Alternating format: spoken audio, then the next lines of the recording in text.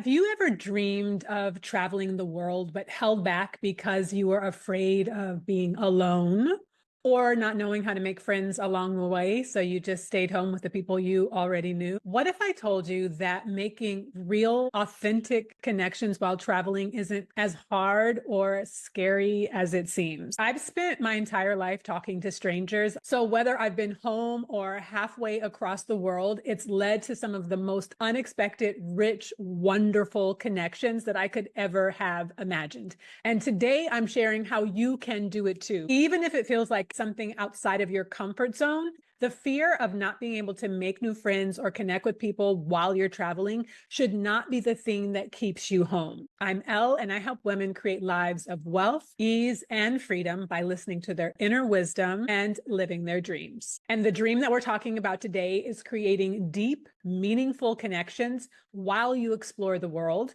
so that you never feel alone no matter where you are. Now, in this video here, I talk about when I moved to Kigali, Rwanda, and I did feel severely alone and isolated. So I'm not saying that this is foolproof because there will be times when you do feel lonely and alone on the road. What we're going to be talking about today is what has saved me time and time again in building authentic connections and relationships near and far. And before we get started, if you are ready to really embody your dreams, start living the vision that you have for your life today, check out Insight Hour. It's a one-on-one call that you and I dive into your unique journey, your vision, your dreams, and how you want to create the life that you feel called to be living right here and right now. There's a link in the description below. So as children, we're often conditioned to avoid strangers, but here's the truth. Some of the most profound, wonderful, enhancing, joyful, beautiful, loving, connected,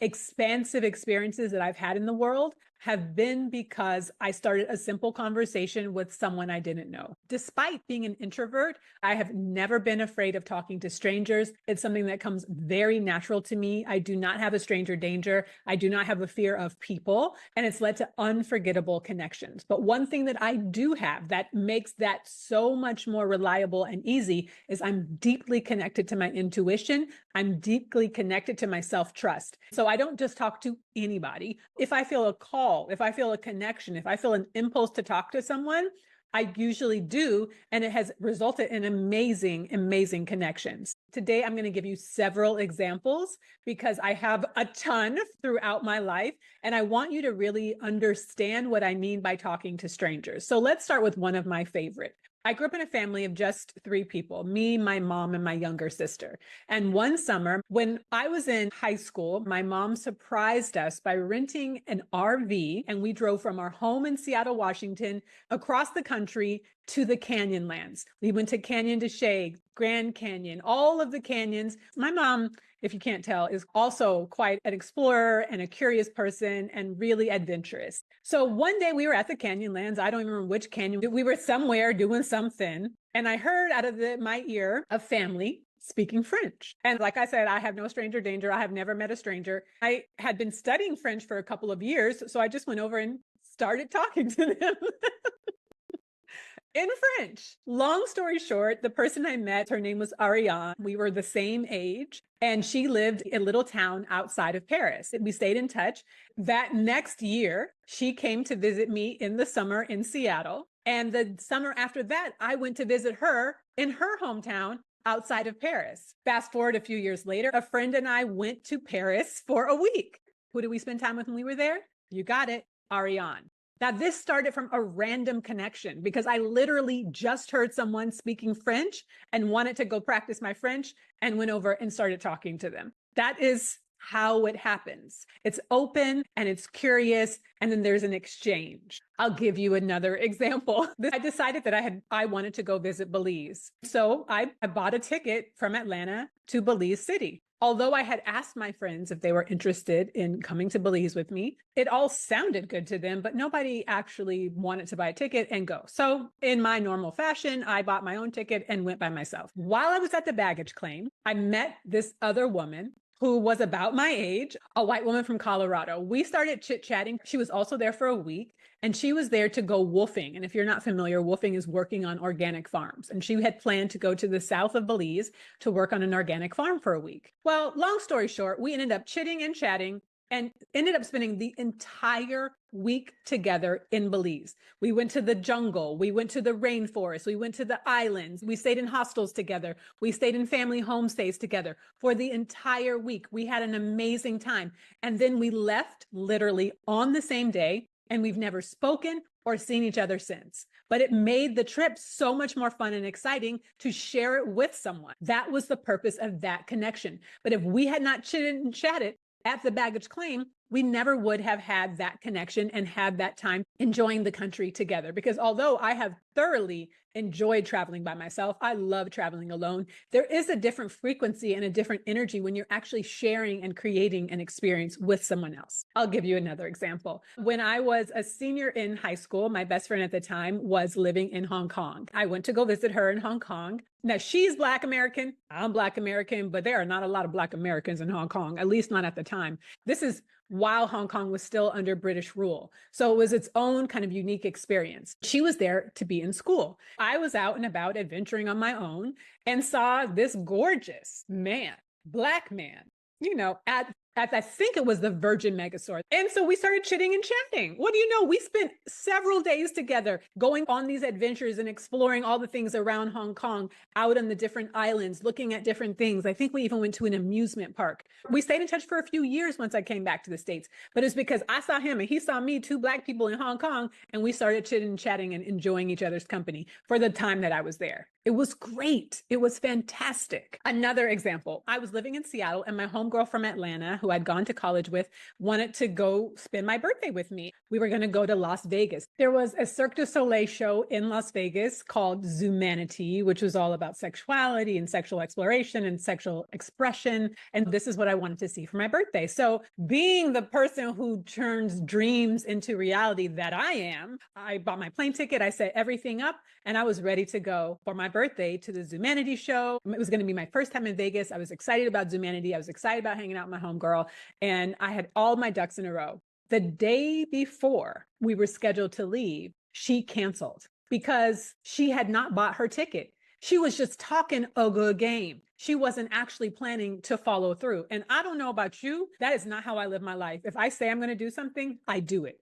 If I have a dream or a vision or something I want to create in my life, I move forward and create it. And most importantly, if there is someone I have committed to doing something with, I follow through and do it. And I definitely would not cancel the day before. But the show must go on, literally and metaphorically. So I got my happy little tail on the plane and went to Las Vegas. Now, I was in a hostel because she and I were supposed to stay at a hotel and we were supposed to be splitting all of the expenses. But because she had canceled, I downgraded my budget and was staying at a hostel. I was enjoying myself going out and about, and then my birthday came. And the person who was sleeping across from me in the hostel was an Australian woman. We were just chitting and chatting. We had enjoyed our time chitting and chatting, but we hadn't spent any quality time together. And I told her it was my birthday. We spent the entire day together. We went to Zoomanity. We did all the things. We spent my entire birthday together, and it was wonderful. We've stayed in touch via Facebook over the years because I was in the right place at the right time and talked to her and she was receptive. I didn't ask her to spend the day with me. I just let her know it was my birthday and she offered to spend the day with me. And we had a wonderful, wonderful day together. Again, it's that openness. It's that curiosity. It's the willingness to make a friend and the willingness to have a conversation and a connection. Sometimes it's just for the point of the trip. Another example, I have been a lifelong Janet Jackson fan. When the If tour came out, I was in high school. Someone said that her father was getting us tickets, Janet Jackson tickets, especially back in the day, sold out like that. Janet Jackson, the Rhythm Nation tour was my first concert, so I knew it was going to be a good show. Once the tickets became available, she said she got the tickets. My mom was calling her dad, trying to schedule who's going to pick up, who's going to drop off, how much my mom needed to give her for the tickets. Because when I tell you I was obsessed with Janet, I still am obsessed with Janet. I know all of the choreography, all of the lyrics. Actually, I stopped listening after Demita Joe. Don't tell nobody. Obsessed with everything that Janet did before Demita Joe. I was chomping at the bits, frothing, so excited, so ready for this show. The night before the concert, you already guessed it. You already know. Her dad called my mom back and was like, we know nothing about this. We did not buy any tickets to any Janet Jackson concert. Of course, I was devastated because my mom was like, I would have just bought the tickets if we knew that that wasn't what was going on. I would have just bought them. It wasn't that deep. But here we were, they were sold out. So fast forward, I'm living in Atlanta. If I recall correctly, she didn't come to Atlanta, or she wasn't there when I was there or something. It was the Velvet Rope Tour. The closest show was going to be at Madison Square Garden in New York. I had never been to Madison Square Garden, but I was willing to go to New York to go see Janet Jackson. I'm like, whatever has to happen for me to go to this Janet Jackson concert, I am moving mountains, I'm moving hell and high water, whatever has to happen for me to get there, I'm going to do this. So I'm living in Atlanta. At the time, if you're part of the Janet Jackson fan club and you bought a ticket through the fan club, you had to buy 2 tickets and you got guaranteed seats within the first 10 rows. So of course, you know, after my Janet tour incident, I was going to buy my tickets immediately. As soon as they did it, I was in the 10th row, but 2 tickets. I was a college student with champagne taste on a beer budget. Similar to Belize, none of my Atlanta friends wanted to go to New York to go to this concert. I got my ticket on AirTran, went up to New York, still with 2 tickets that I had paid $150 for each. I was trusting that someone would want to buy this ticket from me. Flew to New York, went to the concert, and just stood outside like a scalper trying to sell this ticket. I wasn't even trying to make a profit. I was just trying to sell the ticket and at least break even. I found this gentleman who was willing to buy the ticket. He did not believe me. He did not think we were going to be in the 10th row. He thought I was a scalper, maybe selling a fraudulent ticket. But when we got in there, we had the best time, the best concert, the best show from the 10th row. All of my Janet Jackson dreams were fulfilled. We bonded, we had a good time, and we split ways, and I've never seen him again. But I felt great talking to strangers to create such a shared experience together. I could go on and talk about this forever and ever. Oh man. Last but not least, one day I was walking into Trader Joe's in Seattle. And as I was walking in, another Black woman was walking out, and we crossed paths and I locked eyes and I was like, do I know you from somewhere? She had lived in Atlanta. So I was like, maybe we know some of the same people. We ended up exchanging phone numbers. We became friends. What I realized is that she's actually an incredibly famous jazz singer. And that's where I knew her from. I didn't know her from Atlanta or from friendship. I probably knew her from her music videos, but she's also very humble. She would never say, maybe you know me from my music videos or from my concerts. She would never say that. We became very good friends from across path meeting at Trader Joe's. I was curious, I was open, I talked to strangers. There's no shame in my game. There's tons of stories. These are just spontaneous, serendipitous experiences, openings, connections, and meetings. It wasn't like I plotted and planned and sat down and tried to figure out how am I going to make friends. But being open and available and receptive to meeting people and saying hi, connecting, chatting, is what transforms the opportunity from a possibility into actually a connection and a doorway.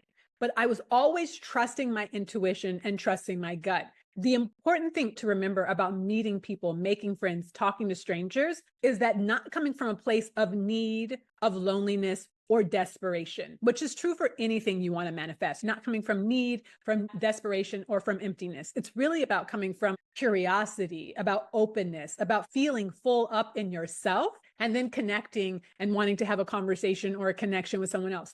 For all of the examples that I shared with you, I didn't know where it was going to lead. I didn't know where the connection was going to go. I wasn't like, I need a friend. I need someone, other than when I was trying to sell that Janet Jackson ticket. So ask yourself, what would it look like to trust myself and simply start a conversation with someone new? Simply say hi to someone new and see where it goes. Who could you meet if you just said hello? And I'm not talking about romantic connections. I'm not talking about relations with someone. I'm really just talking about saying hi, being open, and connecting. This has expanded my world so much. And like I said, I could give you tons of examples. I could go on and on and on and on, because this is really one of the main ways that I live my life. I have no stranger danger. I have no fear of people. I consider myself a social introvert because I love connecting to people. I love good conversations. I'm also very energetically sensitive. And so I can't be around all kinds of people, and I can't be around tons of people for a very long period of time.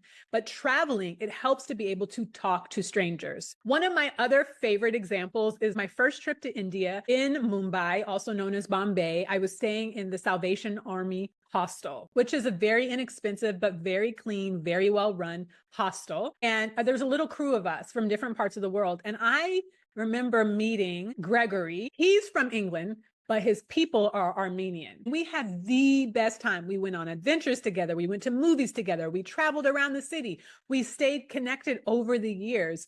There are so many ways that you can make friends and talk to people when you're traveling if you're open to just trusting your inner wisdom and approaching them, saying hi. Because often when they're traveling, people also enjoy connections, conversations, openness, and availability. In all of the stories I shared here, people were open and receptive and also desiring to have a connection. You're not the only one. This is really important to remember because it helps you grow your confidence, your courage, your willingness to say hi to people you do not know, which really helps resolve and heal some of the challenges that can feel isolating and alone when traveling. So what would it look like for you to open yourself up to unexpected connections and not seek them, but be open, be curious, be willing to see how things could go? I don't have a script. There's nothing pre-written. It's really just about saying, hi, how are you? What's going on? Starting a conversation and following the energy that leads you. It's less about what you're specifically saying and more about the energy that you're bringing into the interaction and the honesty and the authenticity. Because when you're traveling, there's a different wall that comes down. There's a wall that comes up. There's a wall that comes down too, because you're in a place that maybe you don't know, maybe you don't speak the language, maybe you don't know people. And so you're going to have to resource not only yourself, but the world around you in a way that you don't have to when you're at home, surrounded by people you know and an environment that you're familiar with. There is a kind of vulnerability that comes with traveling and talking and being willing to make new friends. Remember, it's not about trying hard to do something or make connections. It's not about forcing anything. It's about trusting yourself to follow your curiosity and your intuition and letting the moment guide you. Traveling is already an invitation to be open. It's an invitation to try something new food, new connections, new ways of worshiping, new ways of communing, new ways of commuting. The world is such a wide, rich, and diverse place. The energy of discovery is everywhere when you're traveling, especially when you're traveling alone. So I really encourage you to lean into it and see where it takes you. Don't try and take your home experience with you abroad. That's why you're abroad, right? To experience something new and different with people in a new and different way. So this is about how do you be open and receptive and just open a little bit, enough to connect, enough to have a rich connecting conversation or see where it goes. Because this isn't about collecting acquaintances. Travel relationships, I find road relationships are very different than home relationships. Travel relationships, you all are vulnerable and curious and open in different ways. You can't rely on relationships. You can't rely on familiarity. You can't rely on things that you already know. And even though the world in a lot of ways with globalization is becoming more Americanized and is becoming more Westernized, there are still so many different and unique ways to make friends and connect with people that aren't how we necessarily make friends and connect with people at home. I strongly encourage you to follow that. Every friendship I've made through travel has taught me something about myself, my values, and the kind of life that I am intentionally creating. I've gotten inspiration and ideas and motivation from different people living different lives all over my travels. Making friends isn't about what you do, it's about who you're willing to be. And if that's open and present and unapologetically yourself, that's what creates real connections. I could tell you a million more stories because that curiosity and openness is what has really flourished in my life, especially when I'm traveling.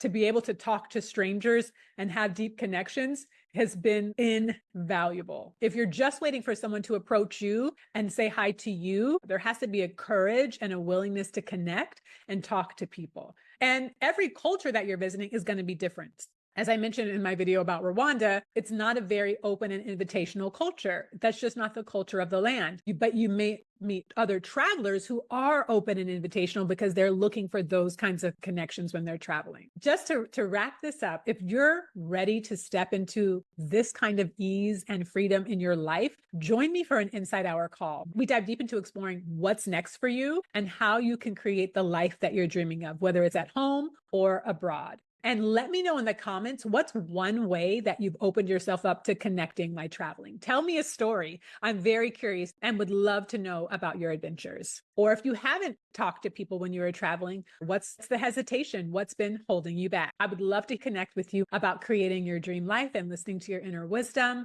In the meantime, check out this video here, and I'll see you soon. Bye for now.